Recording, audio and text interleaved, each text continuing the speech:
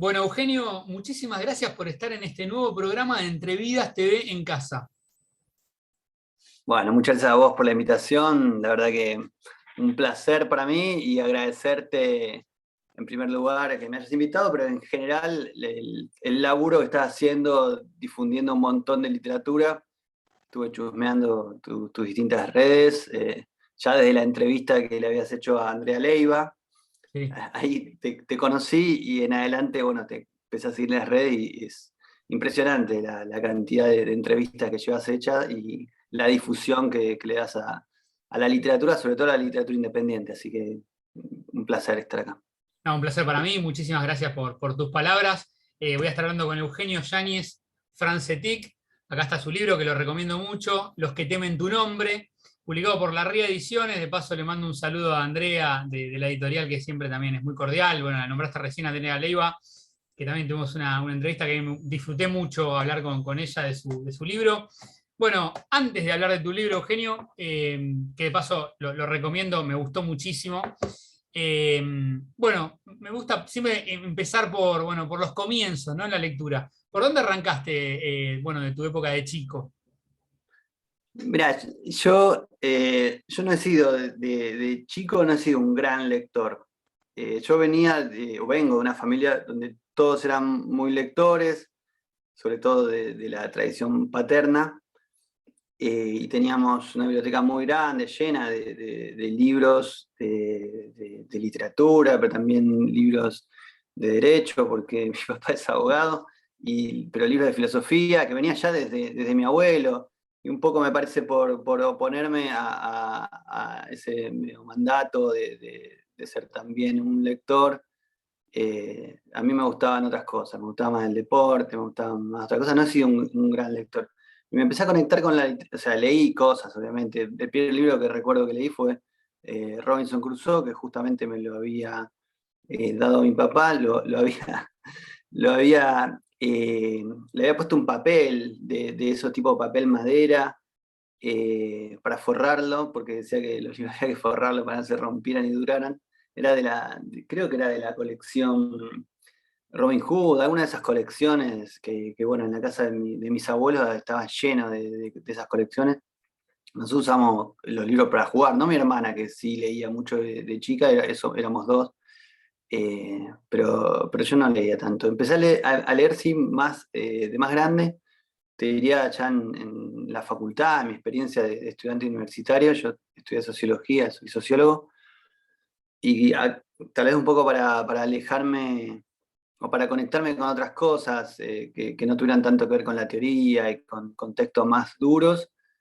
Ahí empecé a descubrir más la literatura. Y esa entrada a la literatura fue a través de la literatura argentina y latinoamericana. Volví a leer incluso textos que había leído en la escuela, en la secundaria. Traté de empezar, digamos, por los padres, por llamar de alguna forma, de la literatura argentina, no sé, Borges, eh, bueno, obviamente Cortázar, que es como un autor muy característico por ahí de la etapa de la adolescencia o de la posadolescencia, la juventud, donde uno se encuentra reflejado en esas búsquedas, en esas experimentaciones. Y después, ya a través de Borges, empecé a sentirme cercano a esa literatura argentina del siglo XIX. Y, e hice ese recorrido, digamos, ese recorrido que va, no sé, por Esteban Echeverría, Sarmiento, el Martín Fierro, obviamente, eh, Lucio Mansilla. Bueno, ese recorrido a través de la gauchesca y de esos textos que eran a la vez eh, literarios, pero a la vez profundamente políticos.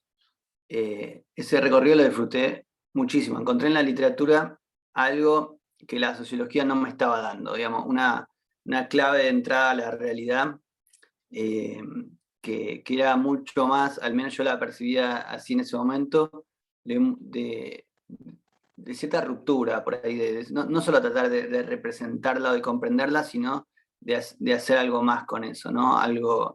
algo que era otro registro, otro lenguaje, por decirlo de alguna forma.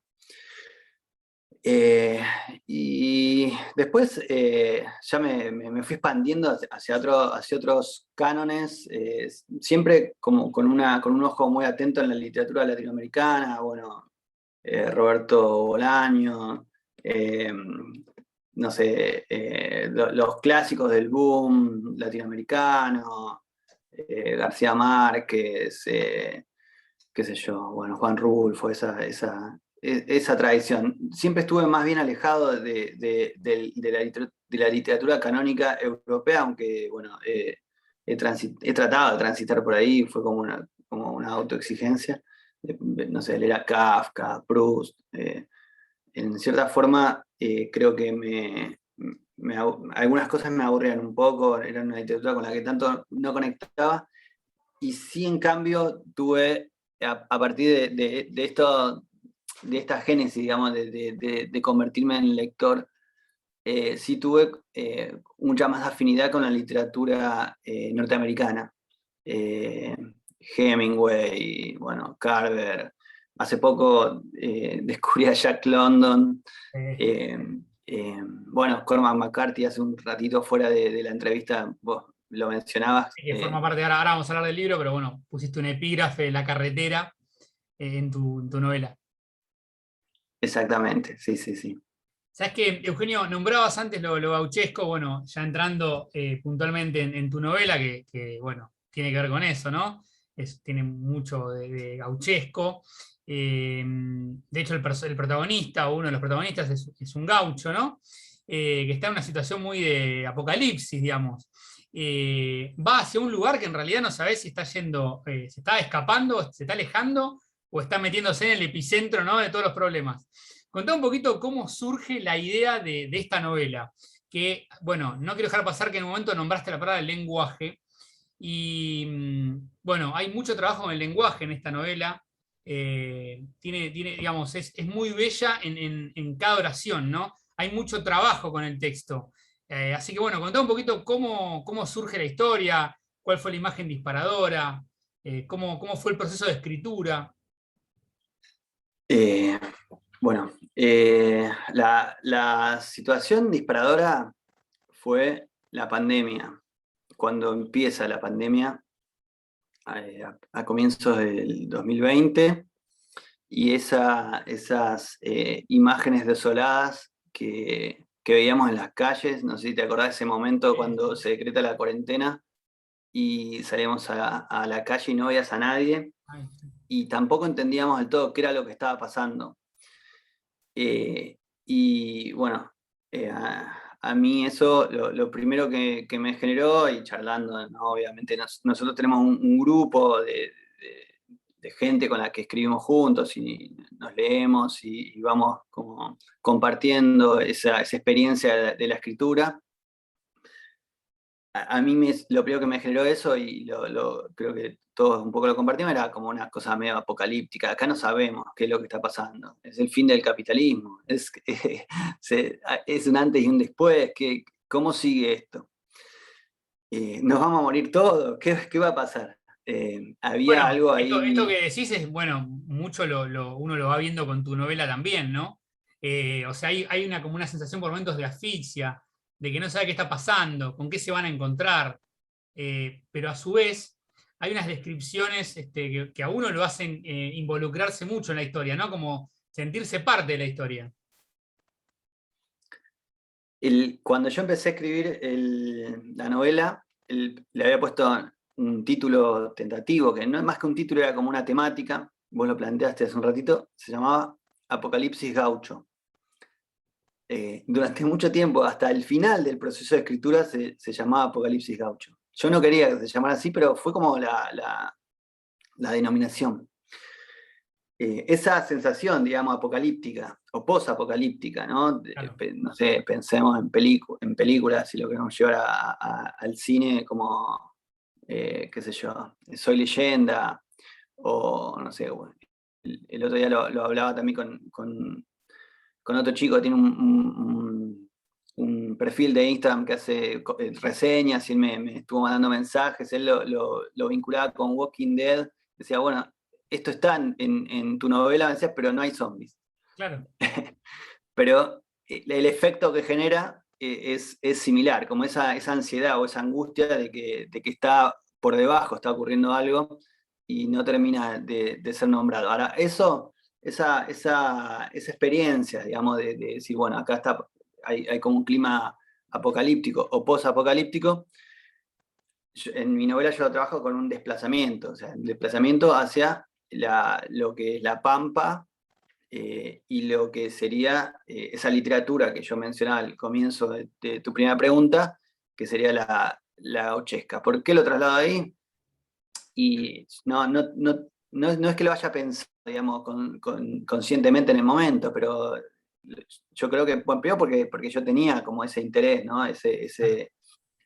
Pero por otro lado, porque hay como una cuestión de afinidad entre esos dos procesos, entre pensar esa cosa apocalíptica y entre pensar lo que fue la experiencia de todo el proceso de conquista del siglo XIX y además esa experiencia de transitar grandes extensiones de tierra, desiertas, donde hubo algo y eso que hubo ya no está, o donde por ahí el Estado todavía era una cosa en formación y no había una ley a la que responder y la supervivencia era una cuestión de cada día, de cada Bueno, acá hay momento. mucho que vos lo contás acá, ¿no? Digo, la supervivencia que tienen para comer, esto de ir peleando, por ejemplo, hay una escena donde pelean con un ñandú, en realidad son dos, uno se escapa, bueno, para ver qué comer, ¿no? Se van encontrando con todo eso, bueno, entran a una iglesia abandonada, hay mucho de eso. Quería preguntarte, bueno, en qué momento decidís involucrar o sumar a la historia a Celestino? Claro, Celestina es el segundo, digamos, personaje protagónico de la novela. El primero es un gaucho, que es nombrado así, el segundo es Celestino, que es un indio del norte argentino, eso, bueno, o del norte, no sé si es exactamente argentino, eso se desprende bueno, de lo que surge en la narración y no tengo claro en qué momento lo decidí. Eso surgió, digamos, en el proceso de escritura. En un momento, o hasta el capítulo, no sé, 3, 4, todas las interacciones del protagonista, el gaucho, eran o con su caballo o con muertos, o bueno, hay un viejo que aparece al principio que dura poco, Sí. y después por ahí la necesidad de generar otro personaje que sirviera un poco de contrapeso, del gaucho que era tan hosco, tan cerrado, un personaje muy estático a lo largo de la novela, y Celestino es todo lo contrario, es un personaje que no tiene esa impronta La rudeza. hostil, que al comienzo es muy amable, es un tipo sociable. De hecho, eh, un detalle que haces, digamos, aclarás, ¿no? En el texto y está muy bueno, que también creo que también lo usás para marcar esta diferencia, ¿no? Cuando hablas de que tiene una vocecita, Celestino. claro, el tipo muy dulce, pero que es el personaje más plástico de la novela. Es el personaje que si uno quisiera hacer ese arco de transformación de un protagonista, el que hace el arco de transformación es Celestino. Sí. que va llevando de alguna manera la carga de mucho de lo que en la novela se va contando o se va insinuando, porque no todo queda a la vista. Eugenio, te quiero preguntar Eh, algo que tiene que ver con esto de que me decís que arrancaste la novela con la pandemia. ¿Cómo fue el proceso de escritura? ¿Armaste con una especie de escaleta? ¿Empezaste a escribir teniendo una imagen y continuás hasta el final? ¿Tenés que tener el final, saber hacia dónde vas? Como el libro tenía sigue un poco el desarrollo de un viaje. Vos lo mencionaste al comienzo, está yendo el gaucho, no se sabe si está huyendo, está yendo al epicentro de lo que está ocurriendo. Yo ese destino lo tenía claro, ¿no? Ese destino lo tenía claro. Eh, no hice ninguna escaleta. En general prefiero no hacerla, salvo que se me haga imprescindible. Tampoco es una novela tan larga ni con tantos vericuetos como para desorganizarme respecto de la narración, lo cual por ahí sí exigiría un trabajo más metódico y prolijo en ese sentido. Pero yo la novela la fui escribiendo y casi la escribí de un tirón, te diría, la empecé, no sé, digamos en marzo del 2020 y la habré terminado de escribir en octubre, noviembre, Muy bien. diciembre, no me acuerdo de ese año. Después, bueno, empezó ya el proceso de corrección y la fui escribiendo de un tirón en base a lo que iba surgiendo y sí con esta intención de trabajar mucho, primero sobre el lenguaje, como decías recién, y después sobre las imágenes. Es una novela que, o al menos es mi percepción, ¿no? Porque después en el lector por ahí No, no, sí, se hay unas interpreta de otra descripciones manera. de lo que es la Patagonia que son muy precisas, ¿no? Y bueno, mi intención era esa, como trabajarlo mucho, como en una situación de exterioridad respecto de los personajes. Hay una frase que siempre dice un amigo, Maxi Vázquez, con el que también escribimos, que dice, es cuando los personajes se muestran a través de las acciones. El narrador no te dice, este es así, asá, o de esta otra manera, sino que vos lo vas viendo al Claro. personaje como es, en función de las cosas que van ocurriendo y de las experiencias que el personaje va teniendo. Sí, que es interesante lo que dice Maxi, sí, y es muy importante. Me gustaría, ¿puede ser que leas un fragmento? O Sí, un por capítulo supuesto. corto, como quieras. Son 19 No, capítulos. Sí, leo un fragmentito que es perfecto. del comienzo, de los primeros capítulos, digamos, Sí. de la novela, ese capítulo cuarto. Ya ha aparecido Celestino, ya están como encontrando una dinámica. Y bueno, y recién lo hablábamos un ratito fuera antes de comenzar la entrevista, por ahí está bueno para representar un poco cierta cuestión del espíritu de la narración. Leo, Perfecto. dice, llevaban 3 días andando juntos. Llegaron a una vieja edificación que se alzaba frente a ellos, no exenta de cierta imponencia. Vamos a ver, dijo el gaucho. Celestino le dijo que él preferiría quedarse con los animales. El gaucho masculló un insulto y siguió a pie por un camino que se metía en la estructura. Era una capilla que él conocía. No quedaba ninguna cruz a la vista, pero recordaba exactamente dónde había habido una y ahora que estaba cerca podía ver la marca que había quedado en su ausencia. ¿Hay alguien acá?, preguntó al entrar.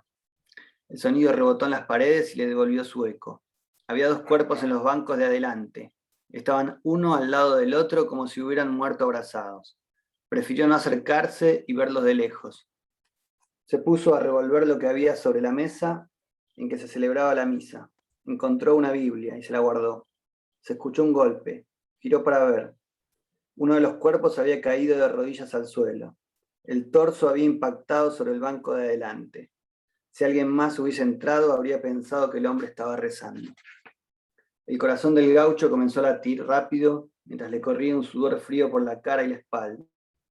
Terminó de recorrer el lugar con la vista y luego salió con cierto apremio mientras se hacía la señal de la cruz. Muy bueno, muy bueno. Estoy hablando con Eugenio Yáñez Francetic. Los que temen tu nombre, publicado por la RIA Ediciones, pueden contactar a Eugenio y si no a la editorial, que siempre son muy cordiales, contestan ahí por Instagram. Eugenio, para finalizar, quería preguntarte, bueno, ¿en qué proyecto estás actualmente? ¿Con qué estás escribiendo algo nuevo? Sí, sí, sí. Estoy escribiendo otra novela con la intención de que sea más larga, digamos, que esta, que es una novela que esta tiene 144 páginas. Eh, lo que a mí me ocurrió particularmente cuando la escribí fue que, nada, era la primera novela que publicaba, no la primera que escribía, pero sí la primera que publicaba, y un poco a tientas en ese sentido, dije, bueno, me gustaría ver qué recepción tiene. La novela siempre se termina de completar en el lector, y bueno, un poco la devolución que tenía de muchos y de muchas era que se quedaban con ganas de más. Incluso algunas preguntaban, bueno, ¿cuándo vendrá la segunda parte? Lo que viene no es la segunda parte, pero sigue con algunos ejes, digamos, trabajados en esta novela. La cuestión del viaje vuelve a estar presente, la cuestión de recorrer el territorio de la Argentina vuelve a estar presente, esta relación con lo geográfico, con la naturaleza, casi como si fuera un personaje más. La cuestión de tener que refrendar la supervivencia o la existencia en acciones por momentos tipo western, por momentos desahuciados en la soledad o la naturaleza, pero bueno, con un poco más de personajes, tiene una dinámica distinta, está emplazada en otro tiempo, en el comienzo del siglo XX, y el territorio geográfico ya no es la Pampa, sino que va más al sur y transitan parte de la Patagonia. Ah, muy bueno, muy bueno. Pero bueno, está bueno aclarar esto, que no es en la segunda parte, pero tiene algunos ejes, ¿no? Que digamos, se repiten.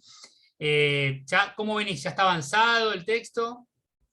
Está bastante avanzado, no te sabría decir en términos de desarrollo narrativo, pero está bastante avanzado, sí, está bastante avanzado, por lo menos está promediando de la mitad de la novela hacia Ah, adelante. bien. ¿Y ya tenés algún nombre tentativo? Viste que igualmente al final cambia siempre, ¿no? No tengo en este caso nombre tentativo y bueno, aprovecho para decir que el título, Los que temen tu nombre, tampoco lo tuve hasta después de bastante tiempo de haberla ya terminado de escribir, haberla corregido, etc. Y fue una discusión o un debate largo con la editorial, que en un comienzo quería que se llamara Apocalipsis Gaucho, la novela, y yo decía no, porque la gente va a pensar que van a aparecer zombies. Y no aparecen zombies. Claro, pues la gente buscando zombies y nunca aparecían. Y por último, te quería preguntar, ¿cómo llegas a la RIA Ediciones? ¿Cómo se dio la posibilidad de publicar? Particularmente a través de Andrea, que yo la conozco porque escribimos juntos bueno, tenemos ese vínculo literario, ya hace bastantes años que escribimos juntos, no sé, 4 años, supongamos, y ella es la fundadora Ah, de ya la editorial. conocía el texto también. Claro, conocía el texto. Sí, sí. Buenísimo, Eugenio. Un placer tenerte acá como entrevistado y bueno, ojalá que llegue a muchos lectores, que es lo más importante, ¿no? Los que temen tu nombre, excelente, hermosa la edición también de la RIA. Un saludo también para Andrea y bueno, y mil gracias por estar en este nuevo programa de Entrevidas. Bueno, no, gracias a vos, vuelvo a agradecerte por el espacio y por la difusión que haces de literatura. Muchísimas gracias. Un abrazo grande. Chao, chao. Chao.